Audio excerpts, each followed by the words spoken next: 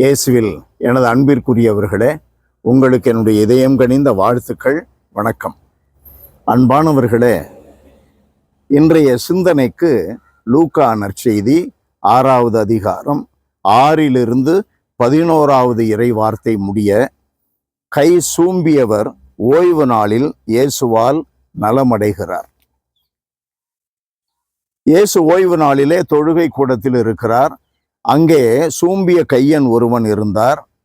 அவரை இயேசு கவனிக்கிறார், அவரை குணப்படுத்துகிறார். ஓய்வு நாளில், ஞாயிற்றுக்கிழமைகளில் நாம் எதற்கு ஆலயத்திற்கு செல்லுகிறோம்?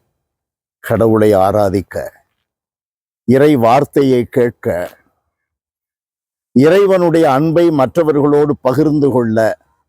அன்றைய தினத்திலே தான் முக்கியமாக அந்த பணிகளை செய்தார்கள் என்றால், வின்சென்ட் பால் சபையினர் ஏழைகளுக்கு, தத்து எடுத்த குடும்பங்களுக்கு உதவி செய்வார்கள், ஏழை குடும்பங்களை சந்திப்பார்கள். அதுபோல கோல்பிங் சபையினர் செய்கிறார்கள். அதுபோல மரியாயன் சேனை தங்கள் கடமைகளை சரியாக செய்தால் அவர்கள் வீடுகளை சந்திக்க வேண்டும், குடும்பத்தில் சென்று ஜெபிக்க வேண்டும். மனித நேயம் அப்படியே பரவி மிளிர்ந்து ஒளிர்ந்து கொண்டிருக்கிற ஒரு அற்புதமான நாள் அன்றைக்கு.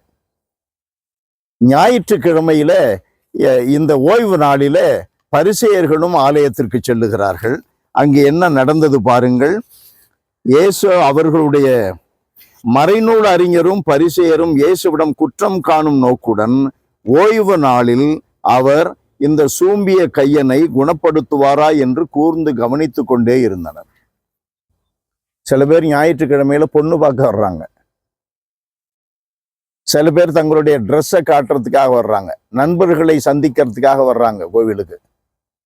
ஒரு சிலர் சாங்கியத்துக்கு கோயிலுக்கு வந்தா ஒரு மாதிரி மனசுக்கு நல்லா இருக்கும், அதுக்காக வர்றாங்க.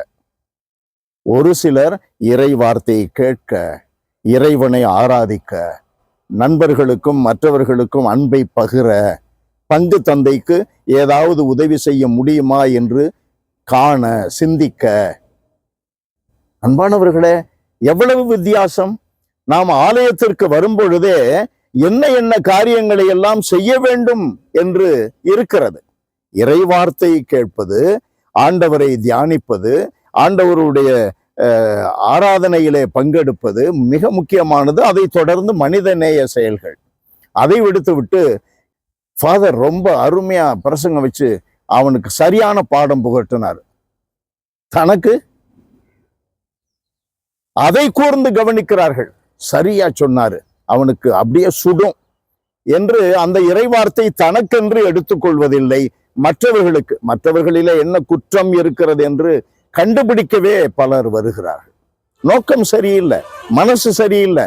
கடவுள் மனசை தான் பார்க்கிறாரு. அப்ப நம்முடைய வாழ்க்கையில கடவுள் முன்பாக நம்முடைய உள்ளம் அவருக்கு உகந்ததாக இருக்கிறதா, அவருக்கு இல்லிடமாக இருக்கிறதா, மனதிலே மனித நேயம் இருக்கிறதா, அதுதான் மிக முக்கியமானது.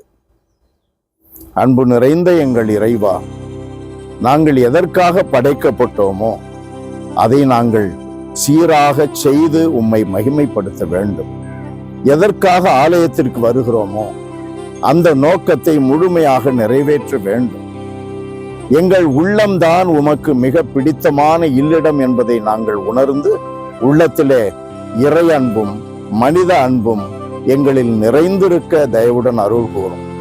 ஆண்டவரே, எங்கள் ஒவ்வொரு நாள் வாழ்க்கையிலும் எதற்காக நாங்கள் இருக்கிறோமோ அதை நோக்கி பயணிக்க எங்களுக்கு அருள் தாரும். இயேசுவின் நாமத்தில் ஜெபிக்கிறோம் பிதாவே. ஆமென், ஆமென்.